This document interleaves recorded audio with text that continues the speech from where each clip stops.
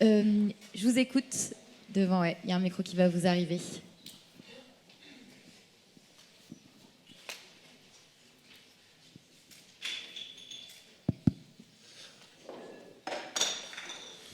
Tout va bien. Bonjour à tous. Philippe Avril, je travaille pour un cabinet de conseil en recrutement spécialisé dans les cadres de collectivités territoriales. Donc j'échange quotidiennement avec des DST et des directeurs de l'urbanisme. Merci beaucoup pour vos 3 présentations qui s'articulent et se complètent extrêmement bien, un autre signe de la qualité de ce colloque. Plus spécialement pour la deuxième présentation de Thomas Hans.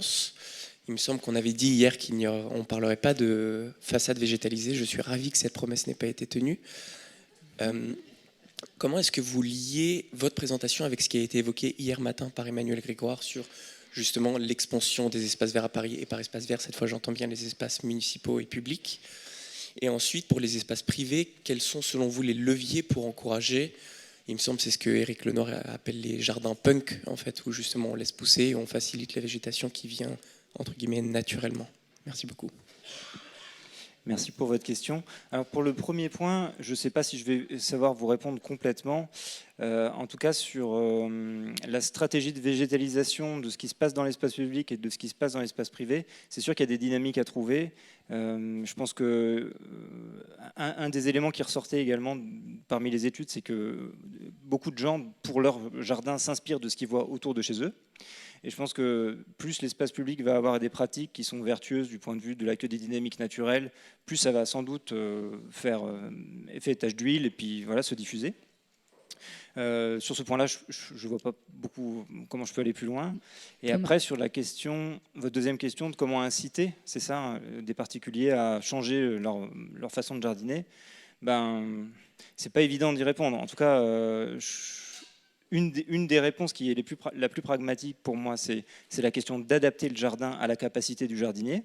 Et il se trouve que c'est quand même souvent une question de taille. Voilà, parce que le jardin punk, donc pour ceux qui ne connaissent pas, c'est beaucoup laisser aller les dynamiques naturelles et puis jouer un petit peu avec. Enfin, c'est sortir du jardin manucuré et des massifs floraux. Bon, après, il faut aussi garder des fleurs. Hein. Enfin, il n'y a pas de jugement de valeur. Je pense que tout type de jardin peut être intéressant du point de vue écologique. Après, c'est des jardins qui sont vraiment intéressants. Mais je pense qu'ils peuvent faire assez vite peur à pas mal de personnes. Et c'est vrai, quand un jardin est très grand et qu'on laisse aller, très vite, on se retrouve complètement débordé. Donc je pense que la question de la mesure à la capacité du jardinier, c'est sans doute le point le plus important. Si je peux juste me permettre de compléter sur l'espace public parisien, je pense que les pieds d'arbres ont été quand même une expérimentation portée par Paris ces dernières années qui a été très ambiguë. C'est-à-dire qu'il y avait une volonté de ne pas remettre tout de suite en pavé les pieds d'arbres après qu'on ait besoin de dessoucher un arbre. Avec l'espoir que les habitants, avec des permis de végétaliser participatifs, prennent à charge l'entretien, et force est de constater que ça a été très difficile à mettre en œuvre et que les habitants ne s'en sont pas saisis. Je pense que dans une ville aussi dense que Paris, c'est difficile, notamment avec l'usage de l'espace public, mais que c'est des pistes, en tout cas, surtout quand c'est adossé à la pratique et justement à des savoirs vernaculaires ou à des choses qui ont fonctionné par le passé, qui peuvent, je pense, peut-être retrouver du souffle et effectivement impulser des choses un peu différentes, puisqu'on a d'autres formats qui fonctionnent. Il y avait une question là aussi. Bonjour, Julio Jiménez de Surlève. Merci à tous les trois, c'est très riche, notamment la combinaison de tous les trois. Moi, je travaille sur ces réflexions depuis quelques décennies. Et je vous dis, par exemple, il y a 20 ans, on parlait beaucoup de la biorégion, Alberto Magnaghi et tout ça. Je dis ça parce que les silos ne sont pas seulement horizontaux, il y a les silos verticaux. Et en fait, Christopher Alexander, dans Pattern Language, il commence par la grande échelle. Et il arrive à la fin à la petite échelle. Puis, dans sa démarche morphogénétique, il dit qu'il faut travailler comme ça les patterns du plus haut, de la plus haute échelle à la plus petite. Et on continue à avoir la tendance de regarder toujours la petite échelle.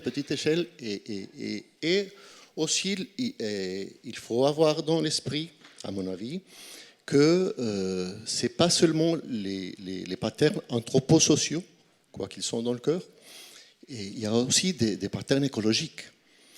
Par exemple, le couloir écologique par excellence, c'est le fleuve et la rivière. Tout cela pour dire, j'ai eu l'occasion de participer à un projet en boucle de Seine, à Asnières. Et le principal problème, là, au-delà de l'îlot de chaleur, c'est la biodiversité. Pourquoi ? Parce que les parcelles, disons là, on n'est pas dans le pavillonnaire, mais elles sont complètement déconnectées de la Seine. Là, par exemple, c'est là où tout est sur mesure. Là, le problème pour moi, c'était très clair. Il faut voir comment on connecte écologiquement avec la Seine. Par exemple, donc, toute solution est sur mesure et toute solution est par pattern. Mais il faut prendre les patterns. Encore une fois, on parle très peu de l'anthroporégion. Là, on a les trois éléments. Comme je travaille, disons, moi, je lève des toits, mais c'est, disons, mon parcours un peu. On commence de l'échelle la plus haute vers la plus petite, et toujours avec les patterns. Et il faut intégrer la partie anthropos. Pourquoi ? Parce que sinon, on continue à tomber sur des dichotomies, nature-culture, et biodiversité. Donc voilà, je ne fais pas un discours, ce sont des commentaires. Un autre exemple, la taille de la parcelle. La taille de la parcelle la plus petite, c'est celle des racines de l'arbre que potentiellement on doit planter là. Une façon de le prendre. Le jardinier dans les zones bleues, pour Karen, dans les zones bleues du monde, la raison par laquelle les gens meurent à 110 ans et à 120 ans, il y a plusieurs facteurs, mais un des facteurs les plus importants, c'est qu'il y a 3 ou 4 ou 5 générations qui habitent ensemble. C'est une question anthropologique, sociologique et de joie. Donc, le jardinier au XXe siècle, c'est une personne ou deux. Vers le monde où nous allons, c'est un monde plus collectif et il faut penser l'intergénérationnel aussi. Et il ne faut pas que les gens soient seuls. C'est le premier facteur de dépression. Bon, j'arrête. Merci. Est-ce que vous voulez répondre ou oui. Je vais juste rebondir. Je suis d'accord avec vous sur la question de l'interconnexion des échelles. Et c'est vrai que dans ma présentation, je n'ai pas parlé de la grande échelle et il y aurait sans doute beaucoup à dire sur le fait de adapter les stratégies dans les jardins par rapport à leur connexion à des éléments écologiques plus grands comme des couloirs, que ce soit des couloirs fluviaux ou autres, des corridors écologiques. Mais ça, j'en ai pas du tout parlé. Par contre, j'ai quand même parlé de la grande échelle et j'ai parlé de la grande échelle de la façon dont mentalement elle domine les esprits aujourd'hui.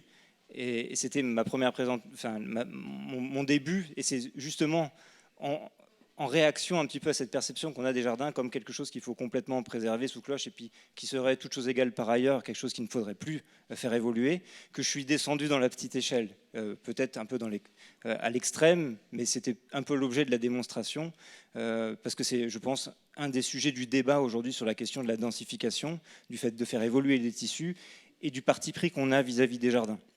Et après, évidemment, tous les sujets que vous avez ouverts, ça pourrait faire l'objet de même présentation. Il faudra faire d'autres colloques pour ça. Merci beaucoup.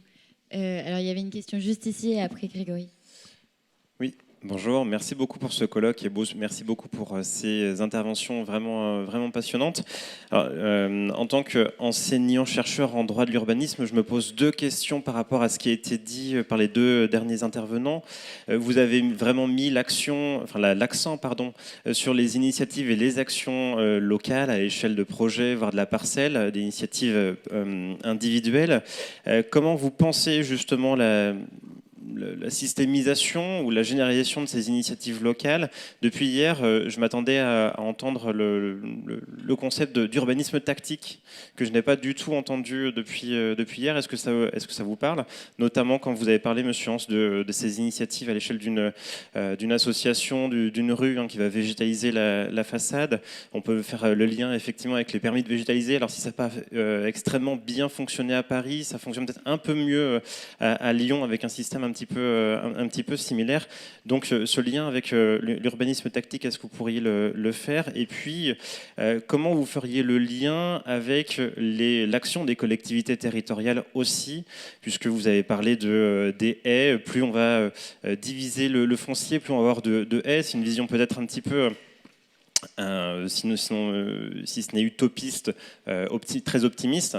On a des outils qui sont aujourd'hui dans le droit de l'urbanisme qui permettent d'intégrer des espaces même de restauration écologique. Quel lien vous faites entre l'action des jardiniers et puis la réglementation locale sur ce sujet? Et puis toute dernière question pour le dernier intervenant, c'était vraiment très intéressant.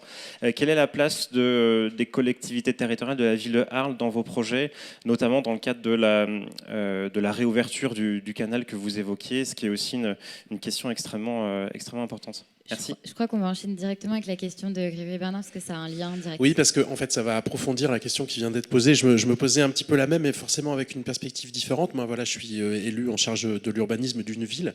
Et sur cette question de l'interconnexion des échelles, je me pose la question de comment on peut y arriver. Comment on peut y arriver, justement, avec quels outils juridiques? C'était une partie de votre question. Mais aussi, si on se pose la question telle que vous l'avez posée, adapter la taille du jardin à la capacité du jardinier. Et qu'est-ce que ça veut dire à l'échelle urbaine? C'est qui le jardinier de la ville? Il n'y en a pas un, en fait, et ce n'est pas seulement la collectivité, par exemple. Ou alors, on ne s'en sortira pas. Il faut qu'on se le dise collectivement. Et là, on a une question, je pense, politique majeure. Et je souscris à la proposition d'examiner la question de l'urbanisme tactique ou de toutes les initiatives citoyennes ou parfois des villes pour libérer justement des énergies citoyennes comme les permis de végétaliser. Il faudrait vraiment qu'on documente le fait de pourquoi ça marche à certains endroits, pourquoi ça ne marche pas à d'autres endroits. Mais plus largement, c'est quoi les stratégies territoriales qui permettent de faire émerger l'interconnexion des échelles végétalisées, privées, publiques, etc., puisque la biodiversité, de toute façon, ignore tout ça. Et on voit bien que traiter finalement la question du rafraîchissement urbain de façon un peu conséquente, c'est forcément travailler à ces différentes échelles et travailler sur les interconnexions de ces échelles. Comment est-ce qu'on arrive à faire ça? Enfin, il y a quelque chose de majeur ici, et ça ne se passera pas dans une délégation à un service public, je n'y crois pas. C'est-à-dire que les collectivités peuvent avoir un grand rôle, bien sûr, à Paris comme ailleurs, pour développer des espaces verts publics, travailler sur des principes de tram, etc., quand on y arrive, y compris avec de la politique foncière, mais ça en partie ses limites. Et à la fin, quand il va falloir jardiner tout ça, si c'est la ville qui devient un jardin, qui en est le jardinier? Et comment est-ce que là, on a une sorte de prise de montée en puissance de quelque chose de l'ordre du commun? Et je rebondis aussi sur la question anthropologique qui était posée, c'est finalement, est-ce qu'on n'a pas tous vocation à être un peu les jardiniers de cette ville de demain? Et comment est-ce qu'on travaille cette question-là, y compris culturellement, en termes d'éducation populaire, en termes de dynamique citoyenne? Comment on prend en charge collectivement cette question? Ouais, du coup, par rapport à Arles, je vais rebondir sur l'histoire des haies. Moi, j'ai travaillé à Paris sur les études, par exemple, pour les cours oasis et même les rues végétalisées. Il faut savoir qu'aujourd'hui, la préfecture de police ne veut pas qu'on mette de haies en face des écoles pour des questions de sécurité et notamment de plans Vigipirate. Donc, du point de vue de la réglementation, il faut déjà que la réglementation elle soit un tout petit peu plus souple pour nous permettre de travailler et de faire des choses qui paraissent plutôt positives. Du coup, ça m'amène à Arles. J'ai pas évoqué tous les problèmes qu'on a eus, mais en fait, le projet d'Arles, il a démarré d'un refus d'installer une fontaine fontaine. En fait, les bâtiments de France ont refusé d'installer une fontaine qui n'existait pas initialement. Donc cette étude a été commandée justement pour essayer d'aller plus loin que le patrimoine. Il faut vous dire qu'aujourd'hui, la réglementation patrimoniale est extrêmement contraignante. Je connais personnellement un hôtel à Arles qui a aujourd'hui un système de chauffage de l'eau, donc l'eau chaude sanitaire, qui est au fioul, alors qu'il est ouvert que l'été. Il suffirait de mettre des panneaux solaires thermiques sur la toiture et le problème est réglé. On enlève cette cuve à fioul et voilà. Et on ne peut pas le faire parce qu'il y a des contraintes patrimoniales, etc. Donc du point de vue du droit, nous laisser un tout petit peu, avoir un peu plus de liberté, je pense des fois, ferait pas de mal, dans le respect bien sûr de l'esthétique, du patrimoine, tout ça. On peut s'arranger, mais on a vraiment beaucoup trop de contraintes aujourd'hui qui pèsent du point de vue pour travailler vraiment sereinement, quoi. Alors, il y a eu beaucoup de questions dans la question, et en plus, je pense que j'ai pas vraiment de réponse. Donc, en tout cas, ce qui est sûr, c'est que une première façon de le faire, c'est déjà de travailler avec les gens qui sont là et qui sont prêts à le faire. Donc, je pense que c'est à travers des opérations qu'on mène avec Ville Vivante, c'est ce qu'on essaye de faire. Donc, déjà à l'échelle d'un jardinier, d'une parcelle, comment on adapte, comment on arrive à infléchir un petit peu la façon dont les gens vont réaménager leur jardin, dont les nouveaux arrivants vont le faire. Après, au-delà sur des questions réglementaires, je trouve que c'est compliqué parce que moi, de formation, j'ai été d'abord horticulteur, après jardinier. Donc j'ai entretenu des jardins pendant 5 ans avant de faire ingénieur et puis de faire plus de l'urbanisme. Réglementairement, on peut imposer plein de choses. De toute façon, le jardin, si le jardinier n'est pas là ou si le jardinier il change... On peut jeter à la poubelle tout ce qu'on a essayé d'insuffler. Donc il y a sans doute des choses du côté de l'accompagnement, de l'éducation, mais honnêtement, je ne sais pas comment il faut faire. Mais déjà de travailler avec des individus à leur échelle, de montrer des exemples, je pense, de montrer ce qui est possible de faire et de diffuser ces connaissances-là, c'est déjà peut-être un premier pas. Puis ça appellera sans doute d'autres réflexions. Voilà. Et juste peut-être Clément, par rapport à Arles, est-ce que la collectivité était impliquée? Il y avait une question là-dessus. C'est un projet qui a été supporté par la DRAC PACA et la ville d'Arles qui a été impliquée, mais pour l'instant on a un peu peur que l'étude se transforme un peu en coup de com' et qu'elle soit mise au placard, donc voilà, c'est toujours un peu délicat de faire ce Si Arles nous écoute, on compte sur vous. J'avais 2 questions, peut-être de prendre 2 dernières questions et après on ira ici et là. 3. Il y en a une. Bonjour, je suis Muriel Baumier, je suis conseillère régionale de Nouvelle-Aquitaine. Et je voulais vous dire qu'évidemment, il y a un consensus fort sur vos propos et sur les objectifs et sur les questions. Puis on voit bien au fur et à mesure que vous développez vos exposés que les seuls acteurs ne sont pas ou la puissance publique ou les acteurs privés. Et que d'une manière générale, ou bien les collectivités, ou bien l'État est un acteur prépondérant, puisqu'à un moment donné, on touche à la chose publique. Et là, vous venez juste d'effleurer un sujet qui est les acteurs de la protection du patrimoine. Nous avons en France une chance extraordinaire, c'est que nous avons un grand nombre de villages patrimoniaux, de villes, Arles. Alors évidemment, par chauvinisme, je dirais Bordeaux, mais vous pensez bien qu'il y en a d'autres. Et alors, comment pensez-vous qu'il soit possible d'attraire à notre discussion collective, à quelque niveau que nous nous placions, par exemple les ABF? Et j'arrête. Peut-être pour répondre là-dessus, sur ce point-là, les ABF, typiquement à Paris, la grande controverse, c'est les toits en zinc, qui sont une source, très franchement, là, 2050, on risque d'avoir vraiment beaucoup de logements qui ne seront plus praticables, quoi. Et une des grandes propositions, c'est de repeindre une partie des toits ou de les végétaliser ou d'y adjoindre des dispositifs, notamment de NR. Il est certain que les ABF considèrent que c'est dans leur prérogative de conserver le grand patrimoine et notamment le grand paysage des toits en zinc. Je pense toutefois qu'il y a un travail qui va s'engager sur ces questions et que des discussions peuvent s'ouvrir sur des évolutions, sur certains prismes de vue, sur des choses. C'est-à-dire que, en tout cas, l'objectif et je pense l'urgence vont s'accroître et en tout cas, ils sont de plus en plus, je trouve, ouverts à la discussion. Mais Clément, je ne sais pas si tu as la même expérience. Personnellement, en fait, la question patrimoniale, c'est toujours comment on restitue un bâtiment tel qu'il avait, quel est son aspect, quoi, finalement, et quel est le point de référence qu'on va prendre. J'ai des exemples aujourd'hui de bâtiments qu'on climatise pour dire voilà, on va restituer tel aspect de façade qui était existant à telle époque, quoi.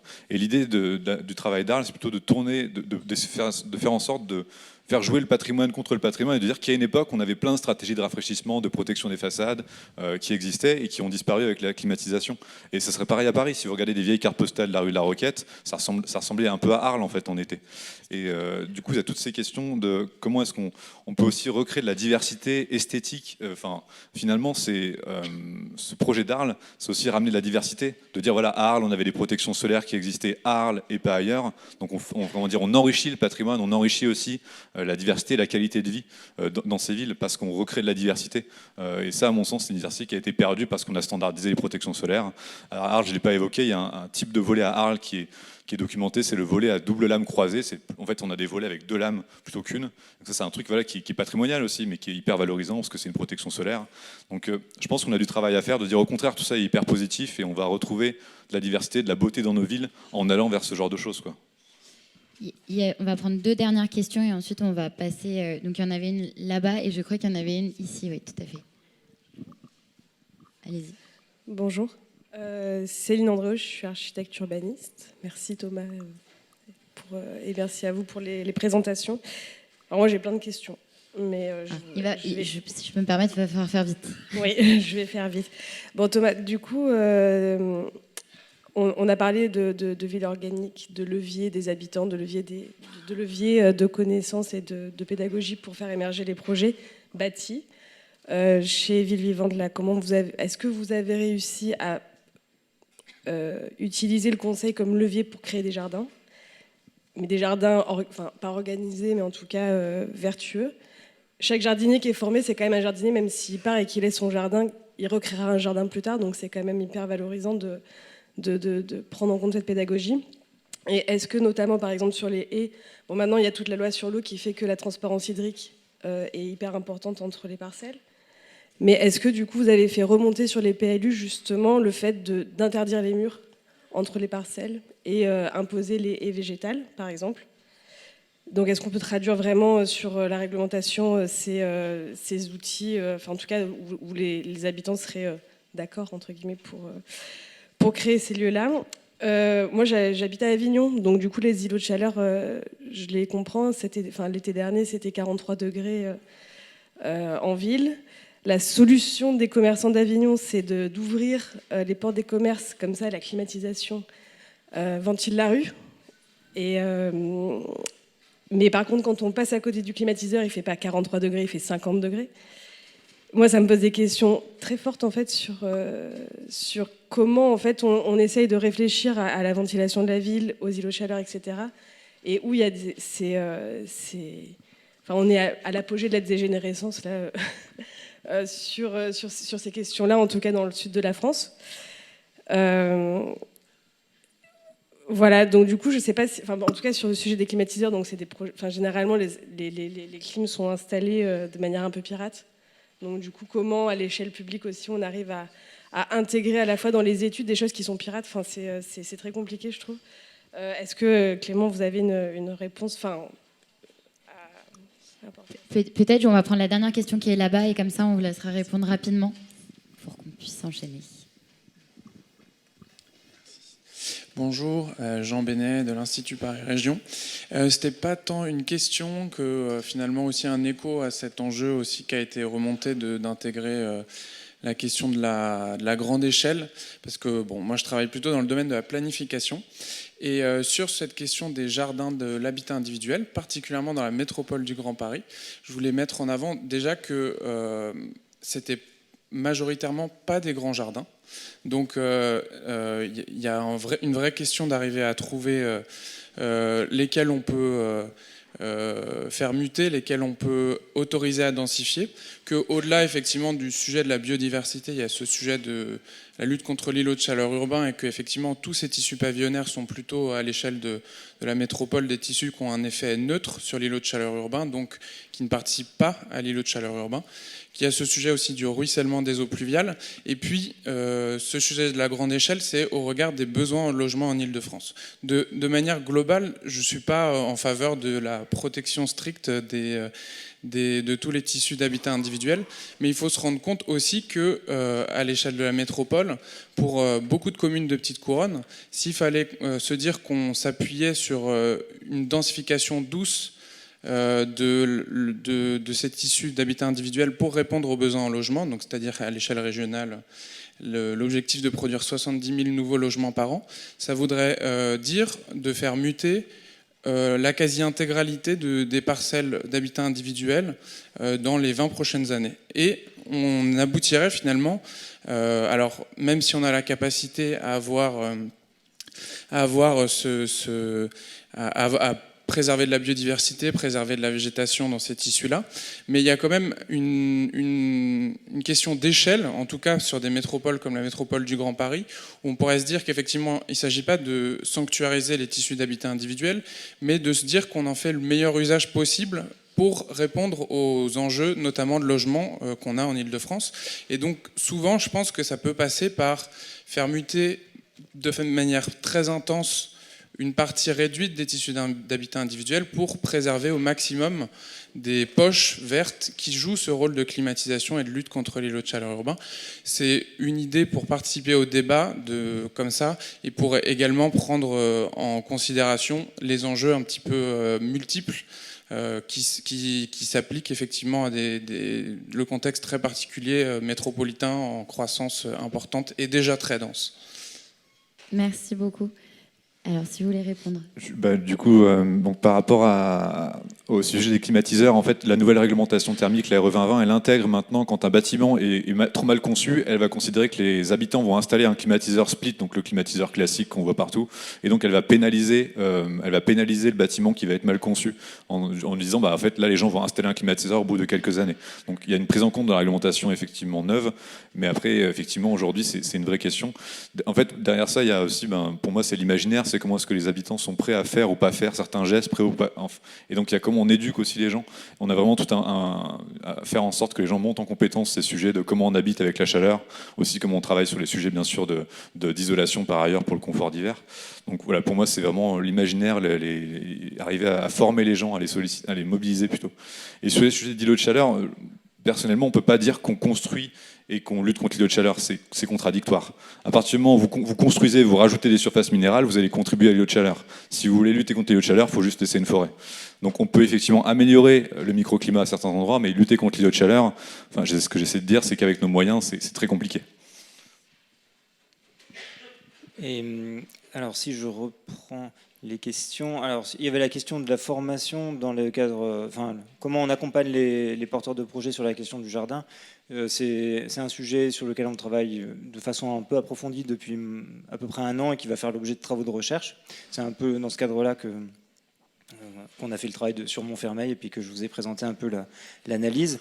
C'est en train de se construire. Je pense qu'un des projets sur lequel on expérimente de la façon la plus poussée, c'est le projet Bamba à Clermont-Ferrand, où la conception du jardin, c'est une part intégrante de ce qui permet de constituer la densité du quartier.